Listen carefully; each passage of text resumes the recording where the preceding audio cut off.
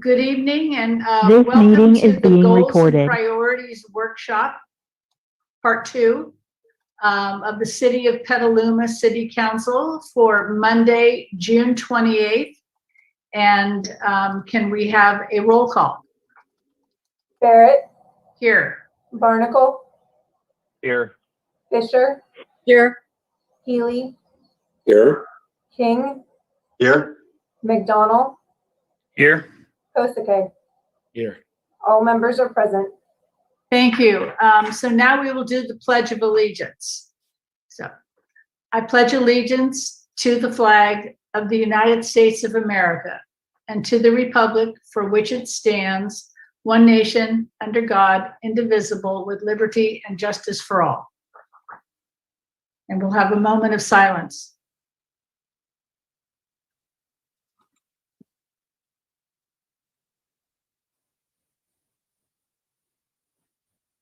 Thank you. So now we're going to have start our workshop on council goals and priorities. And I'd just like to let everybody know that this is being translated into Spanish. It is being broadcast with a live Spanish interpretation.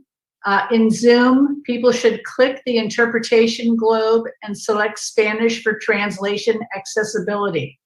I'd like to introduce Martin Rivarola to say that in Spanish for our Spanish viewers. Hola, tengan todos ustedes muy buenas tardes. Mi nombre es Martín Rivarola. La alcaldesa de Petaluma me acaba de presentar y lo que les quiero informar es que todos ustedes que quieran escuchar este taller en español lo podrán hacer seleccionando el botón abajo donde dice Spanish. Ustedes al apretar ahí van a poder recibir el audio en español. Muchas gracias. Thank you, Mayor. Thank you, Martin.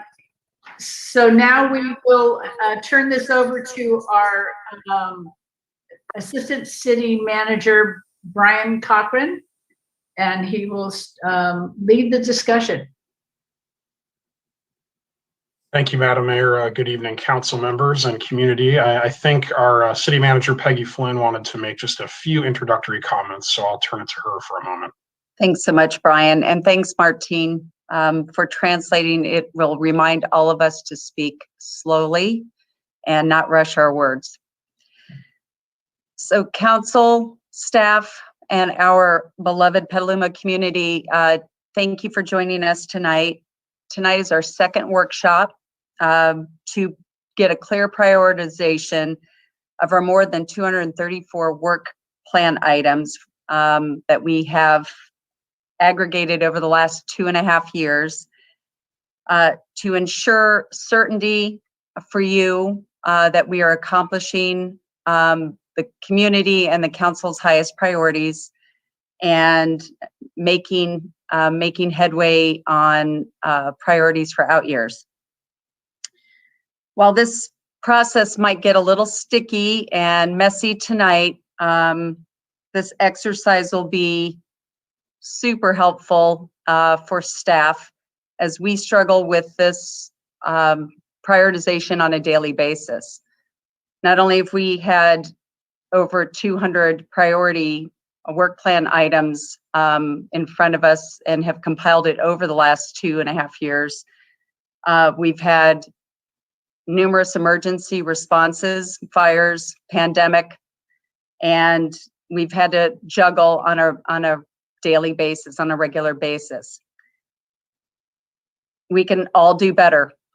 Tonight, we're hoping to get that clear prioritization, capture council's thoughts, capture the community's thoughts, and come up with a work plan that represents what our community's top priorities are and move the city forward. So with that, I'm going to turn that back over to Brian and looking forward to a robust conversation tonight. Thank you. Okay, thank you, Peggy. I'm going to share my screen, so bear with me for one moment.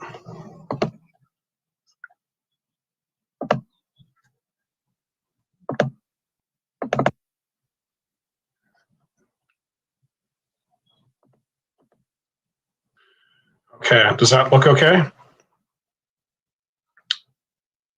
Can anybody see the presentation? No, we're looking at the Zoom in Spanish, la interpretación. Okay, that's great. So thank you. That's perfect. That's actually the first slide of the presentation. Just wanted to reiterate this, and I know Martine already stated this in Spanish, but we did want to emphasize for anybody who would like the Spanish translation that it is available in Zoom. So as Peggy alluded to, we are here as the next phase of our goals and priorities. And this is the second workshop that we've had, the first one being back in April. And as you've already heard mentioned, we really will be emphasizing some prioritization tonight so that we can get for the staff, the council, and the community a clear work plan that really drives the work of the city for the upcoming fiscal year that we're only 3 days away from entering into, and also future fiscal years as we have a large list of items that we all would like to accomplish. So wanted to give a little background and then walk through the various lists. And I know you had a large quantity of attachments to the staff report, and talk a little bit through how those were developed, the different rankings and the different categorizations that we did in order to establish those lists. And then at the end here, we will got one slide that we added to try to inform the council conversation. And I can talk through what we've envisioned a little bit here in the beginning. And then after we come back from public comment, if it's helpful for me to reiterate what we'd like to do tonight, I'm happy to do that. So a couple of agenda items. We're going to look at the approach that we took toward the prioritization. Again, we have these different worksheets or lists. So we have a completed items list, a ongoing items list, and then we have 4 lists that will inform our work plan for the upcoming year as well as future years. And we've titled these as the fiscal year 21-22 work plan items, the future year work plan items, which some of these may be in fiscal 23, and some of them may take a little longer. We also have a list of what we've called yellow items, and I'll talk in a moment about what that means in terms of why they're yellow and how we kind of went through that thought process. And then similarly with what we're calling the red items on a separate list, and why those have landed there. And I will also say if there are particular questions about these items, or you'd like additional explanation or clarification on the why behind some of these categories, we're happy to have the staff experts in those areas walk you through how staff arrived at the categories that we arrived at. And then finally, we'll talk about the prioritization exercise and walk you through that. So couple different ways we categorized. So the first one that you're probably familiar with because we've been using this nomenclature for at least a year since our last status update in in February of 2020. We wanted to put a status to each of these. So where are they in the process? Are they complete?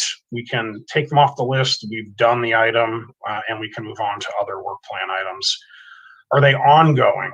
And so ongoing is it's a very specific category. These are items that are important, but they are not necessarily a specific, measurable, achievable, time-restricted goal. They are more like ongoing items that are just integrated into the work that we do. And so we have pulled those onto a separate list so that we truly, as we go through the prioritization, are looking at those very specific task-oriented goals that we want to achieve. We know when they will be achieved, and then we can check them off once we've achieved them. So that really leads us to the last two. Most of these items that we'll be talking about and will be the bulk of the discussion will likely be the in-progress items and the not initiated. So in progress, we define as something that has had work begun on it. We have either begun design in the case of a capital improvement project, or we've gotten a consultant on board to begin the process, etc. And that is moving along, and we're just in some phase of the overall item. And then finally, not initiated is exactly what it sounds like. We haven't started it yet, but we do feel it's a priority, and we want to be able to get to that item in the next 1 to 2 years. So we then categorize these a little differently, and you'll hear us refer to green, yellow, red probably a variety of times tonight. So the green items, these are things that are underway, or they have the staff and the resources and the funds available to be able to go ahead and get these items done. They may not all happen immediately, and so that's why we have the time categories that I'll talk about in a minute. So the yellow items, these are things that we still feel may be a priority, and they're important, but there are some outstanding issues with them. So and those issues could be a variety of different things. There may be resource constraints, whether that is staffing resources or financial resources, or there may just be questions. So there may be things that, you know, we need to get answered, whether it's from our legal team or outside legal counsel. We may be waiting on legislation to be adopted, as another example, before we can move forward on something. So there are a variety of things in the yellow category, many of which are priorities, but we have some work to do before we feel like we can move them onto the green list. And then red at the bottom, again, many of these may still be council priorities, and that's part of what we want to have the discussion about tonight. But we may need to postpone them for specific reasons, not dissimilar from the yellow items above, but we often feel in the red category that there's either a major question mark about whether this is a council priority or not, or there's a significant legal concern, or there's some major staffing constraint, logistical constraint, or other legal constraint. Like, is this even legal? Do we have the authority to do this, etc.? So we're happy to, again, have more conversation about those if there are specific question marks that you'd like to get clarified. And then finally, the time factor. So this was really our other lens, and we numbered these. You can see in the various worksheets 1, 2, or 3, 1 meaning within 6 months, 2 meaning within a year, or 3 meaning more than 1 year. And so when we talk about that fiscal 22 work plan, it's really the 1s and the 2s that we feel are plausible that we can accomplish within the upcoming fiscal year, fiscal 22. So just a summary of where we landed on these various items, how they're categorized. So we had 33 completed items, 54 ongoing. The upcoming work plan year is about 55 items, or within 1 year. We also have about 22 that are for future years. And again, those could be in fiscal 23 or fiscal 24, but we definitely felt they were greater than 1 year. 54 yellows, 17 reds, for a total of over 230 work plan items in total. And so just wanted to, oh, that says Brian's awesome slide here. I apologize. Okay, well, interesting. I'm not sure why that happened, but what that slide was going to say, if we actually had the slide, and I think it is in your PowerPoint, so apologize for the little snafu there. We used a slide back in April that had a huge variety of items and policies and issues that we had been working through during the COVID pandemic. And I think the point there was to really just highlight that there are always going to be curveballs when we're doing this work. And you know, I'm really proud, and I know that, oh, there, somebody else had the slide. Thank you. I know that Peggy and the team are really proud of all of these amazing things that we've been able to implement and respond to what was really an unprecedented situation for local government. So whether it was updated HR policies or implementing our Slow Streets program, our free range program, Shop Petaluma, figuring out how to just run council meetings in a Zoom scenario. Those are all things that we, we worked through and responded to, all the while continuing, I think, to get a lot of these work plan items either completed or moved on to the next phase. And so I think this is just, wanted to highlight this in terms of how we get our work done and some of the things that can come up that we don't even expect, and how the city has been able to respond. So I don't even know, oh, that's Aaron sharing his screen. So Aaron, I'll go ahead and go back to my screen. One moment.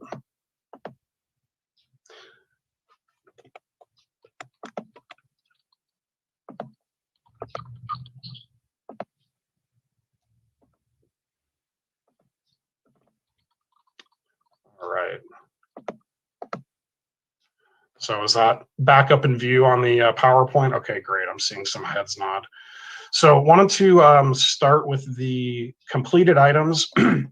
We have these lists up here just for reference. I am not going to review all of these in any sort of detail or even read them, but just wanted to kind of reflect on what's been accomplished, whether it was our fiscal and organizational sustainability plan. We brought the IT master plan to council. We have our new city website. We got the fireworks ban implemented.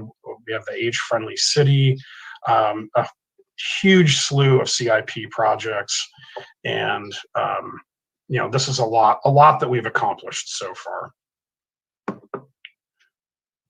And then again, additional completed items. So we've got the Cahoots program up and running. The Shop Petaluma I mentioned already. We have the gas station ban that was implemented recently, and our carbon neutral 2030 designation. Just to name a few out of the dozens that we have up here. Then moving on to the ongoing items. And as I outlined earlier, these are not really goals that we can necessarily cross off a list. These are really integrated into what we do every day. And that's, I think, true for virtually all of these. Recruiting, hiring, and retaining a talented workforce. That is absolutely something that is just woven into the fabric of what we do. Trying to get a Helen Putnam Award. I know that's one that Peggy's had on her list to bring that award to the city of Petaluma. Leveraging technology to increase staff efficiencies. That's one, you know, that really COVID has highlighted for us that we've been able to integrate. Waste diversion from the landfill. You know, we have a couple items in our goals that have very specific things related to that, but this is kind of an overall just increase our diversion. So you can see, you know, there's quite a variety of these here, and I think we've got 3 slides or so that are all our ongoing items. So I will just kind of page through these. Again, if there are specific questions, happy to entertain those. Attract talent to Petaluma. You know, some of these are quite general, but they're super important. They really are. And so we felt that it was important to capture these, not lose them, not just cross them off, but put them on their own list, because they really do represent a big body of how we operate and how we want to achieve the goals that you all want us to achieve. And then the third page on the ongoing items.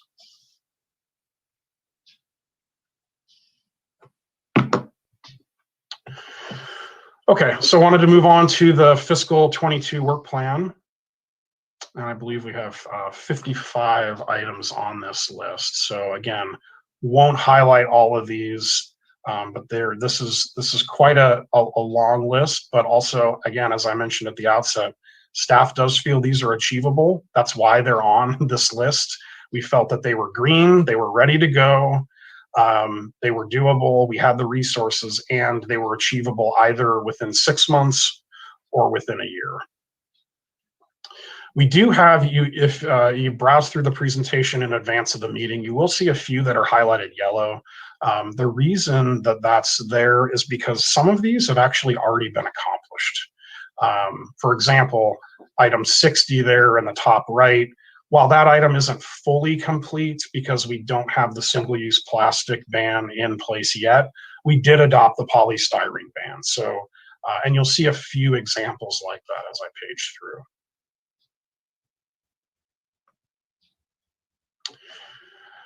Again, item 155, we do have some guided tours happening on Lafferty, and there's additional work to do, but we did want to highlight that.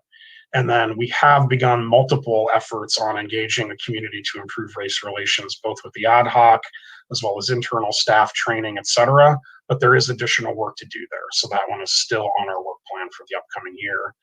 And then we also have a few of these which literally have happened in the last few weeks. And so we have the updating the urban water management plan. And since we've started this discussion in April, that one has gotten done. So we just wanted to highlight that that we acknowledge that that one is already completed. And then one more page here on the fiscal 22 work plan. Just highlight those yellows. 186. We have been on an ongoing basis supporting our businesses through the COVID shutdown.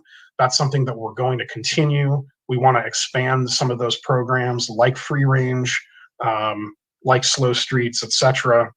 And that's going to be continuing into the upcoming fiscal year. So we wanted to keep that on the list and not just check it off.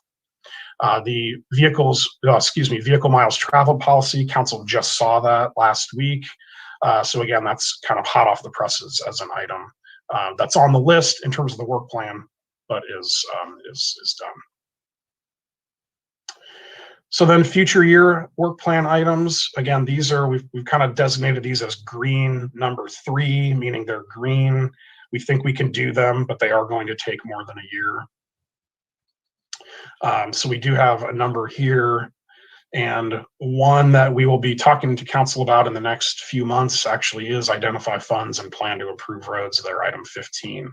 So while that isn't done and it is going to take multiple years to roll out that strategy, we did want to highlight that as something that is on the docket very soon, and portions of that will likely be completed in the first fiscal year. Variety of other super critical items here. You see the climate action plan there, item number 50, moving along with the general plan. Working on records retention schedules. Doesn't sound super glamorous, but it's super important for our city clerk's office and the entire city to get that work done. And there are a number of other climate related items and important items here that that'll be more than a year to be able to complete. And just a few more there on the second page. So then wanted to get into the yellow items. And again, these are ones that may still be recommended at some point in the future to move forward. However, there are certain question marks, constraints on resources, constraints on staffing, or other legal or other issues that we need to work out before we could move that item onto a green list. One that, maybe to highlight is number 21, more efficient corporation yard. We've been working on that for a little while, trying to look at a master plan for that property. How do we use it the most efficiently? But, more work to do there. Urban growth boundary, that's one that's been discussed, but again, is likely multiple years away. Looking at reestablishing different specialty units within the police department, that's more of a resource constraint. As an example, need to make sure that we have the resources on board to be able to reestablish those teams. But again, once we have those resources in place, we may be able to actually accomplish that goal and move it onto a green list. So a variety of interesting items on here, and I'll just pause for a second.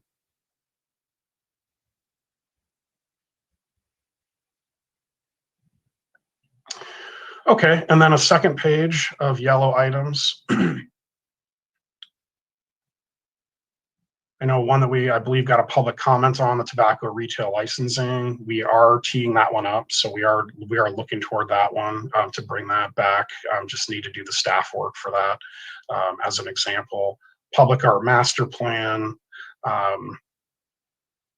variety here. Various Lynch Creek Trail improvements. I know we have multiple projects on Lynch Creek Trail, but some additional projects that will be more than 1 year away. And we may not have all of the funding in place yet to secure those. So again, multiple differing types of constraints with a variety of these.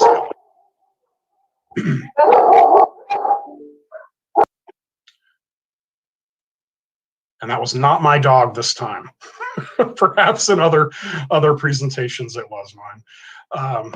Okay. Oh, I'm sorry. Actually, a third page of yellow items. So one, I do believe many of these were added after the last workshop. So, for example, the revisiting the cannabis ordinance, adopting a wetlands policy, completing a parks master plan. Those are items that were highlighted either by the community or the council or both at our April workshop. And so those have been added onto the list. May need additional analysis or additional funding before we can move forward on those.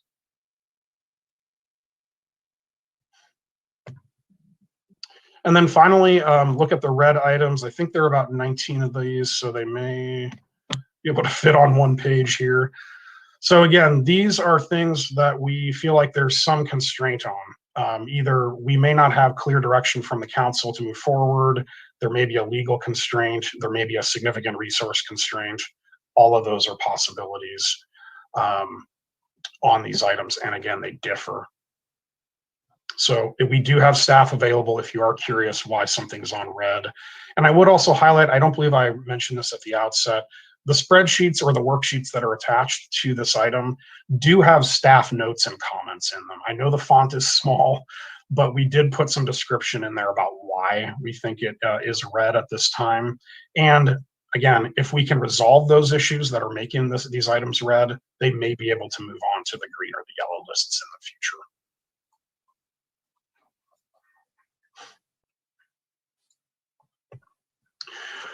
Okay, and then finally, wanted to just sort of walk through what we're looking for from council tonight, talk a little bit about the process. And again, if we would, I think right after this, we'll go to public comment. And then if it's helpful for me to repeat this process a bit, I'm happy to do that. So what we're thinking for tonight is that we would have each council member go through and list their top 5 priorities. And these priorities could be from any list. So could be from the green, the red, the yellow, or there may be new items that perhaps weren't discussed back in April, or things that you've thought of in the interim period that you think are really critical that aren't on any of these worksheets. And so we would love to get that feedback from council. What we are going to be doing is, I believe Heather Hines, our planning manager, is going to be sort of acting as our scribe, if you will.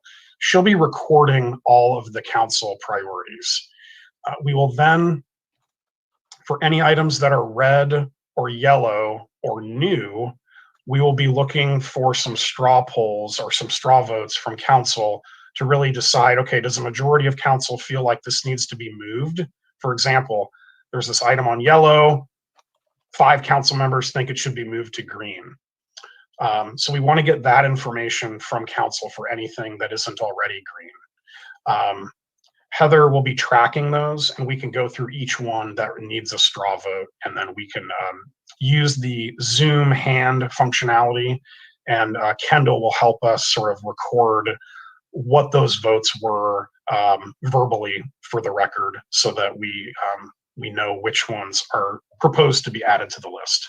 And then finally, a key part of this discussion, which really gets to the heart of the prioritization, is if we are going to be moving items from yellow to red or new items onto the list, staff feels that it's very critical that we have the conversation and decide which items from the green lists need to get removed. Staff has put in a lot of work to make sure that the green lists are manageable, that they're doable within the resources, both financial and personnel, that we have available. And so we'll probably need to go back once we have the first round of straw polling done, go back and then have that follow-up discussion for each of those items that is proposed to be added, which items need to be removed from the list in order to accommodate that item that you all would like to move on to the list.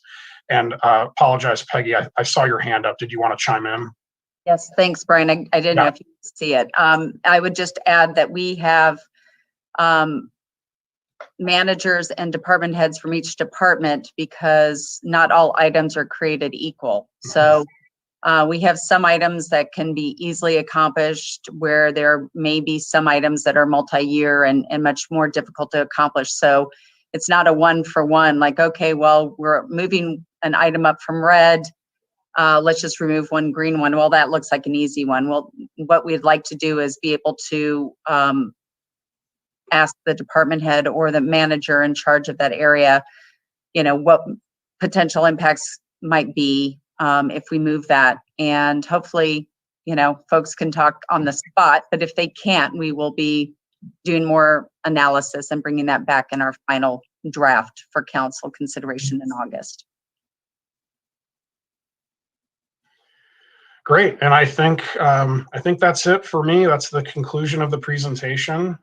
Thank you, and Madam Mayor, if you'd like to go to public comment. Thank Okay. you. Thank you. And can we get the total screen back? Thank you, Erin.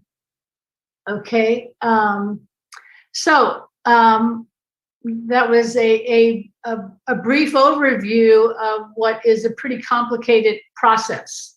And before we go to public comment, I just really want to point out what Brian said, and Peggy reiterated, that we have been very good as a community, and I believe as a council, getting our priorities out in front of the staff and letting staff know what direction we want to go in. And I think we're at that place now where staff needs to know how can it implement the priorities we have already given to them that need more than 1 year to do. Things like the climate framework, things like race relations in our community, things that we are already stepping forward and working on, but need more work. So, and I would like Peggy or Brian to correct me if I'm wrong, but my understanding is that if each of us gives our 5 priorities, they don't have to be what is already on the fiscal year 21-22, because those are already in place. So if you don't choose to mention, the adopt a climate framework, that's already on our work plan. So am I correct in saying that we don't have to reiterate what is already on fiscal year 21-22? I would say that if one of the items that is on fiscal 21-22 is one of your top priorities, then it's perfectly fine to mention that as one of your top 5. I would envision that some of the lists or many of the lists would be a blend. So they may be a blend of 1 or 2 greens, 1 or 2 yellows, 1 or 2 reds, and maybe 1 or 2 new items. And so that's why we're going to be just taking that down with Heather's sheet so that we can kind of track that, and then we'll come back and have those follow-up discussions. But yes, they could be any of the worksheets that we've talked about, or there may be new items that aren't on any of those lists. Okay, so again, before we go to public comment, because I think the public is going to want to weigh in on what they would like us to do, but I think I would like the council to be clear on what it is that we're being asked. And that is, each of us is being asked to give 5 at the most, and no more than 5 priorities. And hopefully there will be overlap among those 5 priorities among us. But at most there would be 35, and then we will go through the straw vote process. Is that correct? That is correct, yes. Okay. So with that, I'm going to open public comment, and I'd just like to remind everybody who's going to speak that if someone else has already said what you would like to say or is promoting the issue that you would like to promote, please just let us know that you also want to support that. But you don't have to take up the entire 2 minutes to speak. Because we know that you care, and we really want to have as much time as possible to go through this, because this process is new to us as well. And it may be a longer process just because we don't know it. So I just would like to remind you of that. So with that, I'm going to ask the city clerk to let us know if she's received any public comment on this item. Madam Mayor, we have 20 public comments that we received prior to the meeting, which are posted with the agenda packet online. Okay, thank you. And later comments will come in later, will be posted as well. Yes, they'll be posted tomorrow. Okay, thank you. And so with that, I'm going to ask our moderator, Aaron Zavala, if you would go to the attendees and see if there's anyone who would like to speak on issues on this item on the workshop, recommendations for goals and priorities. Thank you, Madam Mayor. To the public, I did want to re-emphasize that this public comment is for making comments on the workshop item. There is general public comment at the very end of tonight. Those wishing to participate in public comment must raise their virtual hand and wait to be called on by the moderator. Speakers are reminded to be respectful of their comments. Threats of violence and obscenity are grounds for removal from this meeting.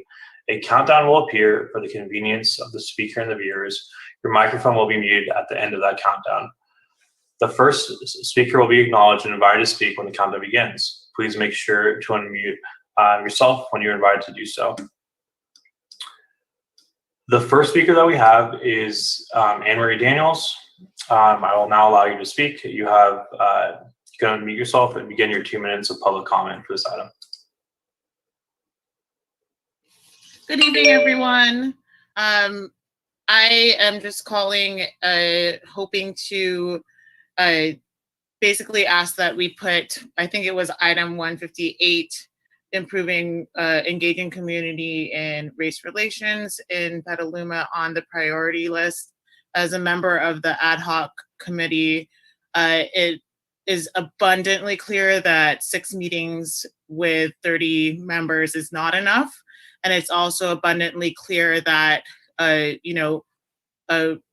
rushing the process here, trying to get it going quicker, actually was to the detriment of that committee. So I would hope that we could, even in today's meeting, just decide as general public comment for our committee was that we should suggest having a continuing committee, a standing committee that actually is applied for and vetted for, and I believe that that's something that we should do, and I would hope that we would plan to do that now so that the vetting can happen before this ad hoc committee is even done, because by the time the 6th meeting comes, I'd like to be able to just pass on the baton to people who have already been vetted and have already applied through the normal committee selection process. So that is what I'm hoping you all will include in your priorities. Thank you.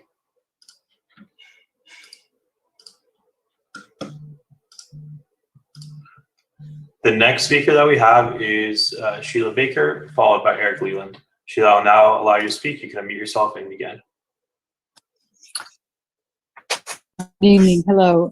First, just want to say thank you for this very nice intervention from Councilmember King and Manager Peggy Flynn on my ordeal on the bus. The clip card didn't work so well, resulting in me having a little walk to Kaiser and back. It was resolved very, very well. Transit Manager Hall did write a beautiful letter to me, and it's obvious that that's not going to happen again. I just want to really encourage item number 23, which is a yellow item, and it is to expand transit service on primary corridors. Yes, yes, yes. And I believe there's 215. Okay, 215 is also transit. Transit matter, and I think that we do need our routing expanded as much as we possibly can all over the city. So we've got a great service, but it just needs to be expanded. Thank you very much. Thank you.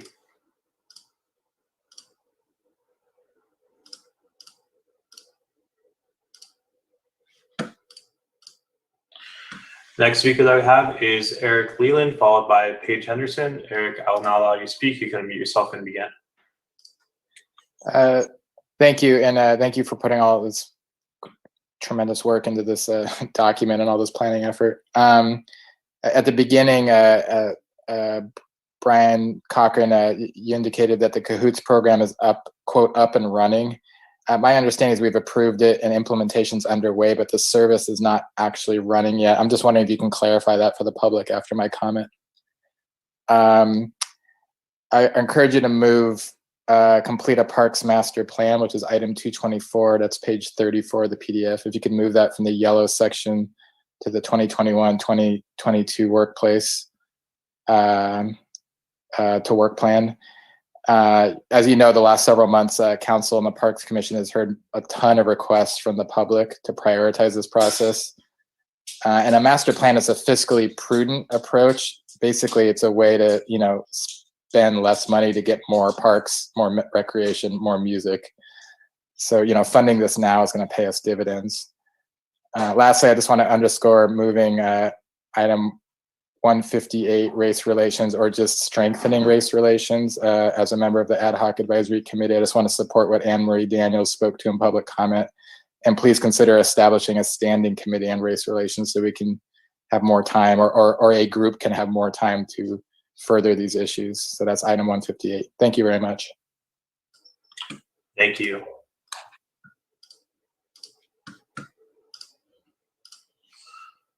Next speaker that was Paige Henderson, followed by Peg Sorgina. Paige, I'll now allow you to speak. You can unmute yourself and begin. Thank you so much. Hello, everyone. I'm here representing the Sonoma County Tenants Union as a Petaluma resident, and I wanted to speak on, because I did not see it on the list, of prioritizing stronger just cause eviction ordinance on the local level. At least with the state level, the just cause eviction ordinance that is in place does not protect tenants with apartment complexes built in the last 15 years, single family homes that are not controlled or owned by corporations, mobile homes in mobile home areas, and duplexes with individuals who are the landlords living in the apartment, or deed restricted affordable housing. I feel like we should at any stage try to prevent evictions, and that should be one of our top priorities in this county.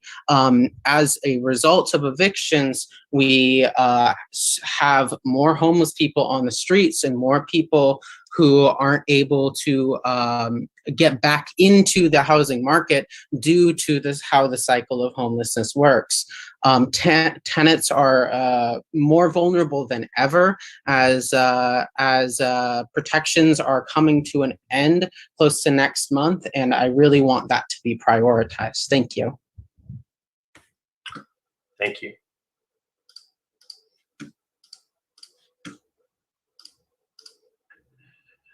The next speaker that we have is Peg Sorgina, followed by Ben Peters. Peg, I will now allow you to speak. You can unmute yourself and begin. Thank you. Good evening, Mayor Barrett and City Council members. Item 212 on the 21-22 work plan refers to creating a permanent parklet program. The objective is in progress, and one of the steps includes conducting community outreach for input. Recently, I created a short online survey to get feedback on how people feel about outdoor dining on Water Street, specifically. Flyers were distributed and the survey web address was posted on social media sites. In approximately 3 weeks, we received 2,138 responses. Of those, 2,051 indicated they would like to see outdoor dining on Water Street. Over 1,000 comments and suggestions were received. The top 5 most common comments are noted on the summary of the survey results, which has been emailed to the city clerk. I encourage you to make a permanent parklet program one of your priorities. And should you wish a copy of the spreadsheet with the raw data that will give you all of these suggestions, wonderful suggestions that people have added, I'll be happy to provide that to you. Thank you for your attention. Thank you.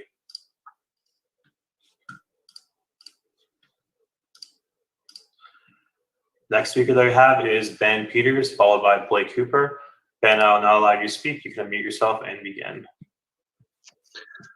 Good evening, everyone. I'd like to highlight work plan item number 49, which is install clean energy technology on city-owned facilities. Looks like this might have slipped from starting to happen in this year to future work plan items. So per the last meeting on this topic, I think installing solar panels at Ellis Creek was a top priority. And I want to make sure that doesn't slip because we have a limited window to actually work with Sonoma Clean Power on their utility or municipal RFP. And so this needs to be accelerated, not backburnered to future work plan. Would also like an update on the Forefront Power project. Per some discussions, at least at the airport, it seems there was the need to upgrade the panel, which was very surprising. That should have happened in diligence prior to executing the contracts. And here we are many months down being surprised by issues like that. And so really there should be a staff update to the city council, what's going on with that project. That should be installed this year. And if it's not, it's significantly off track and we need to renegotiate or, anyway, we can talk about that at the staff work plan. But this item seems to be slipping and we need a laser focus that this needs to happen ASAP alongside clean backup power. Thanks. Thank you.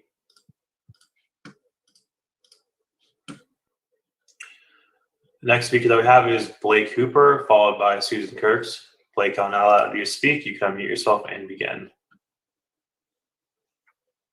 Hello, everyone. I just wanted to quickly support Anne Marie Daniels' comment about item 158.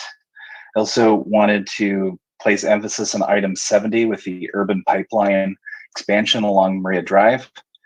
I wanted to also support Sheila Baker's comment about item 215 and support Eric Leland's comments about a park master plan.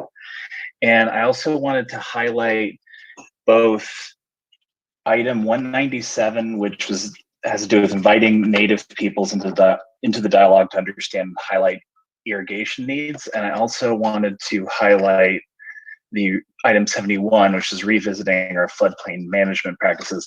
I think given the drought that we are in and the situation we're looking to be in for the next 4 to 5 or even a decade going forward, it would be prudent to engage in these practices sooner rather than later and really engage both the Native peoples that we have here and also look at our floodplain management, especially as we're going into our general plan update and have already had to put several projects in places we would have preferred not to. Thank you all for your time, and I hope you have a great rest of the meeting. Thank you.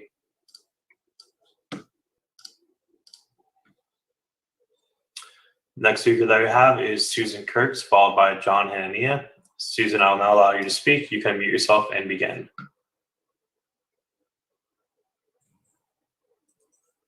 Thank you. I'd like to speak to item 209, open Paula Lane Preserve to the public. I'd like to ask that this item be removed from your goals and priorities list. In the last 2 weeks, there has been extensive grading and damage to habitat by the City of Petaluma contractors at the Paula Lane property. Over the weekend and today, excavation and grading in the entrance in the area of redwoods and oaks with significant impact and what I understand is a plan to pave and concrete the area to make an ADA parking space have occurred.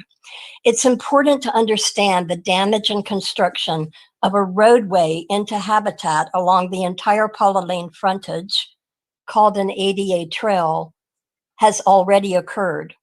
If work is not stopped and what has been done is not reversed, the primary wildlife of this property, the American badger, will be displaced and permanently lost. The adult female badger who lives at Paula Lane gives birth and raises her young there. As a keystone species, she also supports habitat for multiple other mothers of wildlife, black-tailed deer, gray fox, opossum, skunks, raccoons. All of these species are safe to give birth and raise their young. It is the only open space left in the area of West Petaluma, and it is also significant for being located in a wildlife corridor. So the work should be stopped, and at the very least, the Climate Action Commission should review what the city has done and the city's plans compared to the actual nature preserve plan and development that Paula Lane Action Network is responsible for. This is also because the high use. Thank you for your comments. My apologies for muting you, but your time has expired. Next speaker that we have is John Hanania, followed by Mary Lou Schmidt. John, I will now allow you to speak. You can unmute yourself and begin. Good evening. Well, there's so many things that need to be addressed, and there's a lot of things I don't see on your items. First of all, I do believe the top priority is transparent from you guys.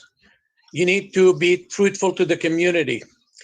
Second, you need to make priority to hold your staff accountable for their wrongdoing. And third, and I believe it's very important, is you need to fix the water problem. You keep selling the city time and time again when we don't have water to deliver. Marin County back in 1976, they flat out refused to issue any water meter because they couldn't deliver what they don't have, which is completely opposite from Petaluma here. And the safety center, I don't understand. You guys been talking about it for so many years with the fire department, and you haven't done anything, okay? Neighboring city, they keep building a new safety center, and I don't know how many of you have seen the brand new building, a brand new fire department. It's not remodeled, it's additional in Roanoke Park, right next to CHP. Why is it Petaluma can't do that? I said it loud and clear before, but you guys don't want to hear it. Very poor management.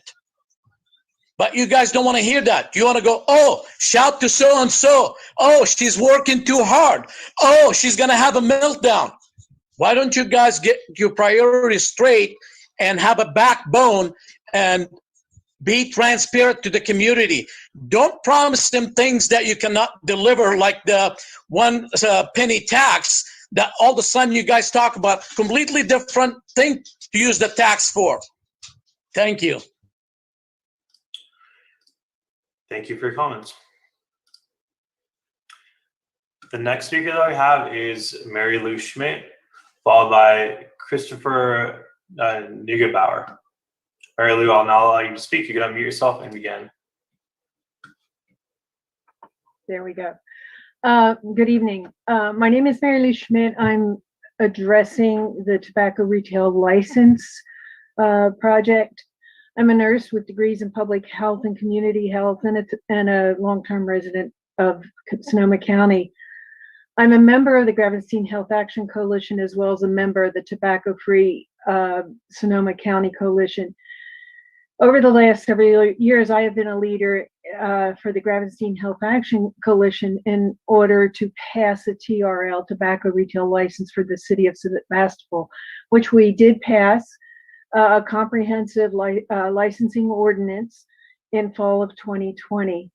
Passing a comprehensive tobacco retail license helps improve the health of our communities, encouraging all the communities in Sonoma County to move toward comprehensive tobacco licensing. Retail licensing can move to the reduction of tobacco-related addiction and disease, saving an enormous amount of money in our healthcare systems. California Healthy Kids Survey has shown that there's a vaping epidemic in Sonoma County, and that reducing the number of teens and younger adults in vaping and tobacco use can reduce the number of these young people to lifetime addiction. We should strive for consistency across the community. I do urge you to put the tobacco retail licensing ordinance onto your to-do list. If you have any questions, feel free to ask me. Thank you very much. Thank you.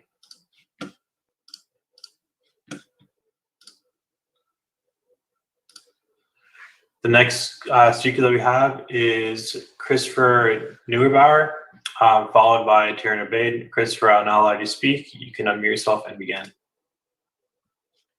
Thanks, Aaron. Hi, Council. It's Christopher Neugebauer here. I'd like to speak about item 70. I noticed that that's underway, which is your work to expand your recycled water program. I'd like to encourage the city to go further on expanding the recycled water program. The best time to save water for a drought is right after the rainfall, and see, we didn't do enough of that when the last drought was broken. So the next best time to start saving water and planning for the future is right now. So I encourage you to build on item 70 by getting started on building a 10-year plan for expanding the recycled water facilities in Petaluma, so that we here on the west side as well can choose to water our gardens with recycled water rather than potable water. I also want to strongly associate myself with everybody who's asked about item 158. I strongly encourage the city to investigate properly funding a standing committee on race relations with the intention of leading to proper civilian oversight of our police here in Petaluma. Thank you very much. Thank you for your comments.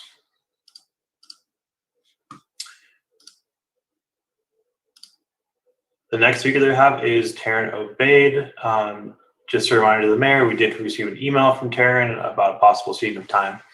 Taryn, I'll allow you to speak. You can unmute yourself and begin.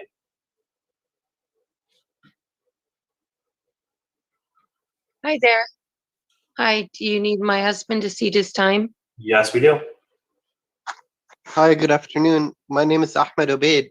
I'd like to cede my time to Taryn Obaid, please. Thank you. Hi, good evening. I wanted to make some comments tonight regarding opportunity.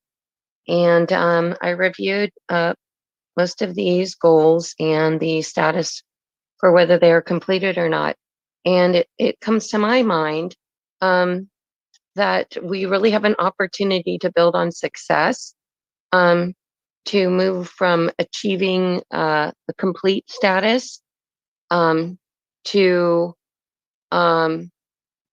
keeping, to not just completing a task, but to measuring it in terms of excellence, whether it's good enough or whether it's excellent or whether it's not good enough, right? So to have kind of a scale metric there. And I realize that may be something that happens in the background, but I would like to pull it, suggest that the city consider pulling it to the forefront. And the reason why is that there is in business a discipline called continuous improvement. And it's really, the benefit is not only that you identify with your key customers, which would be the residents of Petaluma in this case, from the city government's perspective, you have a chance to understand what exactly their needs are, what their wants are, and what success looks like in the experience of the customer. And it not only lets you deliver excellence for hitting a metric, but the continuous feedback loop of talking to your customers allows you to keep ahead of emerging challenges, emerging opportunities. And we are certainly well in this age of exponential change, climate change, and technology advancement. So continuous improvement is really based in market research.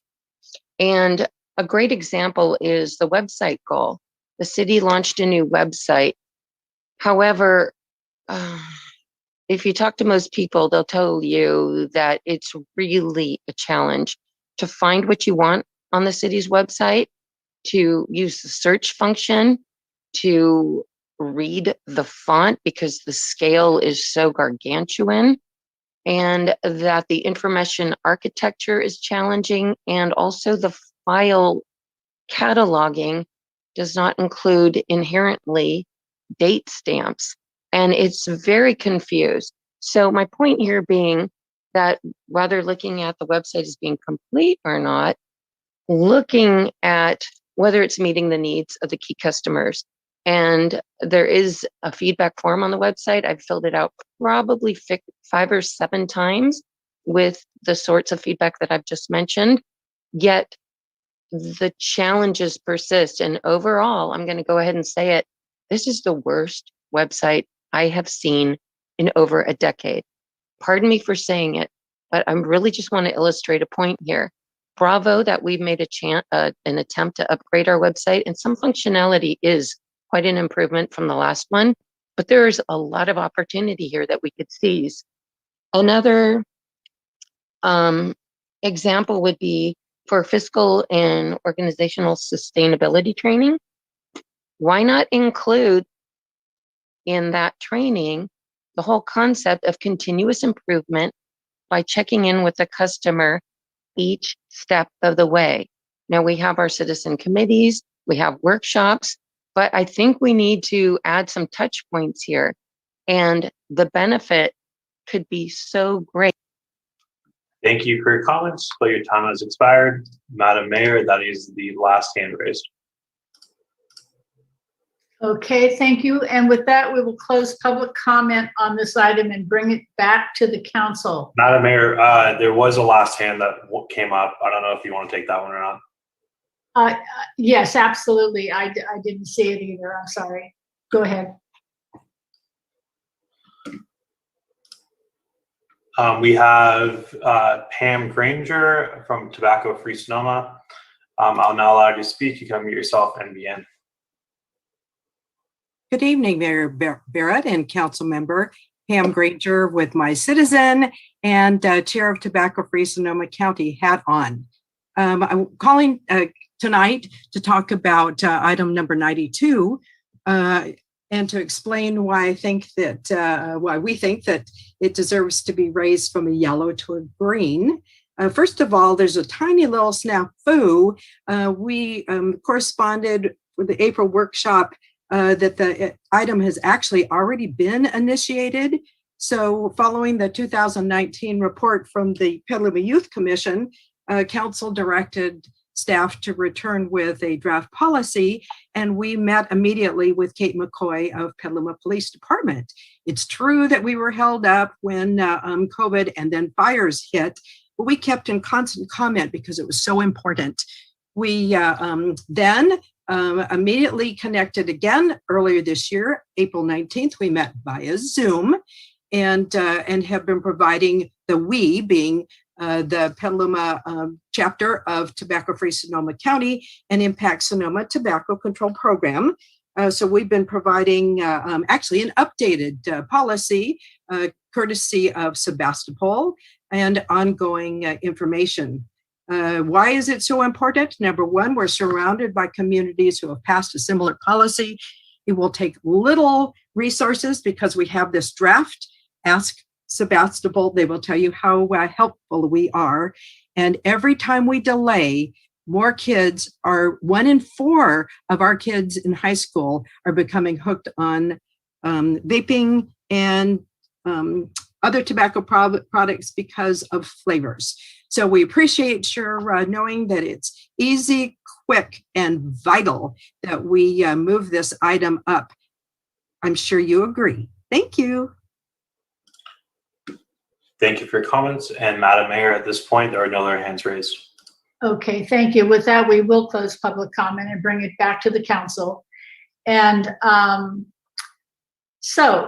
I know this is going to be difficult, or at least I'm assuming it's going to be difficult. It was difficult for me, so I don't want to project, but I definitely have a lot of things that I would like to have as priorities, but I am taking to heart the comment in our memo from our city manager that if everything is a priority, nothing is a priority. You know, I want to honor that. I was going to go first, but I see Mr. Healy has his hand up, so I don't know if he's dying to go first or if he would like to ask a question.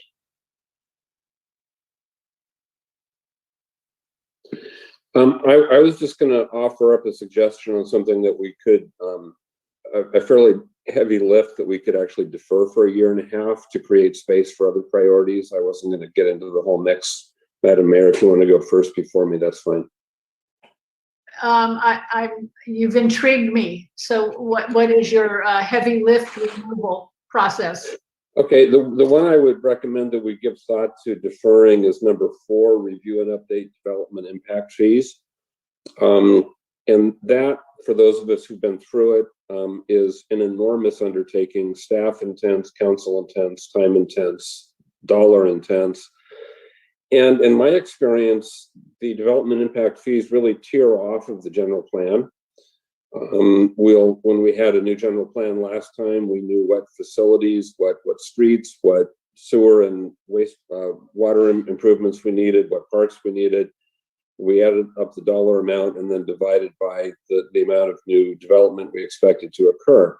So if we were to undertake that now, we'd have an updated development impact fee program that would be obsolete the minute it was completed. And then in beginning of 2023, when we have the new general plan, we'd want to start all over again. So my question is, can we skate through the next year and a half just with the CPI increases that we've been doing and defer the major heavy work until after the general plan is complete, so we can have actually something that reflects what the community wants and isn't updated the moment it's done? If there are legal reasons or other reasons why we can't or shouldn't do that, I'm curious, but it seems to me that's a place where we could free up some capacity and some money to add some other priorities here. Thank you. Okay, thank you. I'm going to ask our city manager to weigh in on that. I was going to ask actually our city attorney. I know that staff has wanted to move some of that forward. For instance, our impact fee for housing doesn't increase with CPI, so we have some work to do on those impact fees. But Eric, I'm going to have you weigh in on that. Thank you. Councilmember Healy is right that there are strong links between the general plan and the development fees because of the fact that the fees are providing funding for projects that are being provided to address the impacts of new development. And speaking for myself, but I suspect this is a view that's shared by other staff, we appreciate at least I appreciate the council thinking about ways to provide space for other priorities. However, I also and I don't disagree about the potential for having to revisit the fees in a major way following the updated general plan, but the updated general plan is a ways off in its entirety. And I anticipate that staff may be recommending some updates to at least aspects of the fee program, which if we did that, we would be mindful of avoiding wasted effort that would need to be updated soon thereafter. So I think that's something that it's a helpful and appreciated suggestion, and one that probably needs to have some further discussion as we get a better sense of what we may nonetheless recommend may be important for the city to look at in the nearer future. If I can follow up on that. Yes. So is the real focus on the housing impact fees? Because that's a fairly small and discrete part of our total impact fee program. And I can see that moving forward, but deferring, we have a pretty hard deadline for our housing element and general plan of January 1, 2023. So right, that's going to be the first part. If we wanted to move forward with the housing piece, I think that would be a lot much lighter lift than trying to revisit the entire program.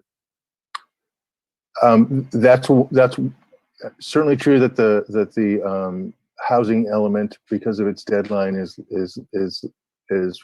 leading the general plan process, and that's one item that makes sense to address sooner, in part for that reason.